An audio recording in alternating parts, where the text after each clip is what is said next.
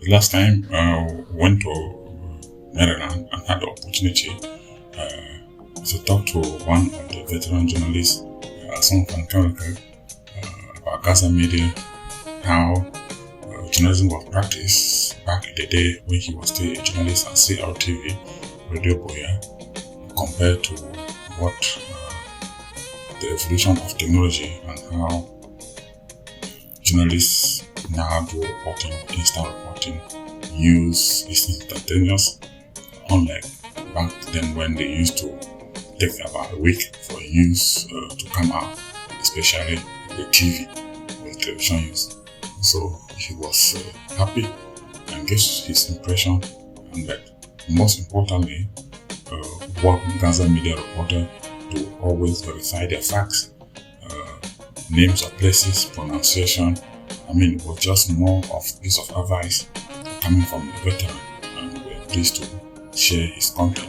Can you just introduce yourself to our audience? Well, I'm Asonglefac Nkemleke. Forget about titles, just Asonglefac Nkemleke. I was a journalist in Cameroon from 1975 to 1998 when I left Cameroon out of my own will because the environment became too hostile for people like me who are said to be critics to survive in that system. So I left for the United States where I've been past 20-something years. So when you look at the way journalism was practiced there compared to what you see today, for example, Gaza media can turn on a live stream so that any person around the world can see the exact event, what will be happening here this evening.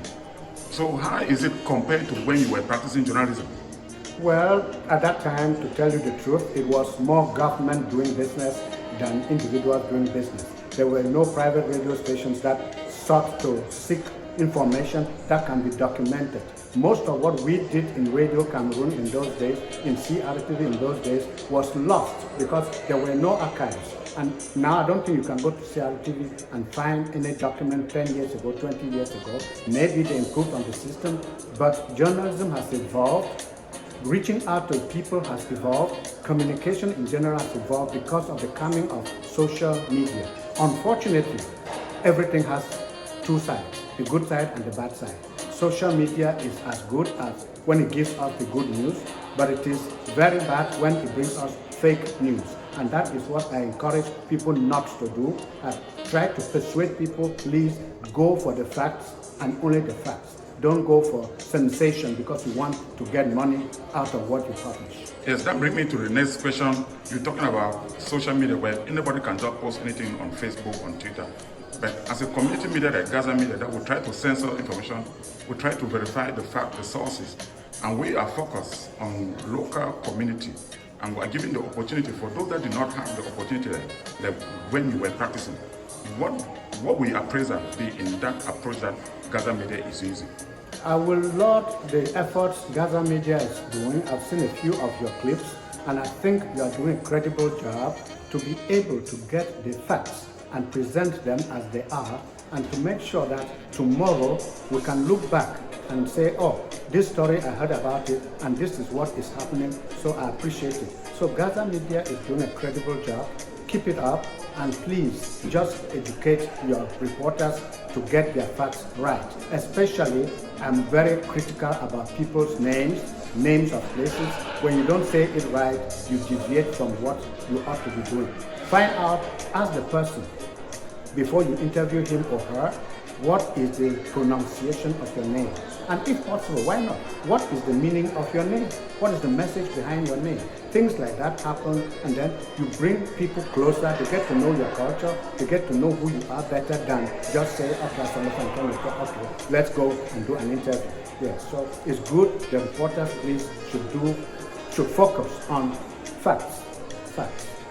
That's all I say. Yes, let me just ask you one last question. About 2 weeks ago, we have a town hall meeting where we're trying to discuss on the role of media in rural community. We were using Gaza media as a grassroots media and the BLM as a local community. And one of the questions that the reporter who was doing a presentation was that many people have a camera fright. People don't want to come forward to give information to the journalists. What message will you encourage the BLM people at home if they see Gaza media? They should know that if the media comes to you, it is because they need information, verifiable information. Don't hesitate to tell your story. If you don't tell the story of your village, somebody else who does not care about you will come and tell the story in his or her own way and not be able to emphasize what you wanted to be emphasized. And when you don't tell your story, somebody else tells that story in their own way, in their own language, and it doesn't tell your true story. Tell your own story. Look at what happens to African history. Books were written by the white people who projected what they came to do in Africa, rather than projecting our culture, rather than projecting our way of life. So we should be able, as local reporters, forgive the term local reporters, to reach out to the people and tell the story of the village. Take for example, you just mentioned the BLM. There was that landslide. Nobody mentioned the location of that landslide. They may say Lefok, yes. We who are from there know the place. But try to locate it geographically. It is northeast, northwest, or southwest of Lewok, Fondam, or something like that.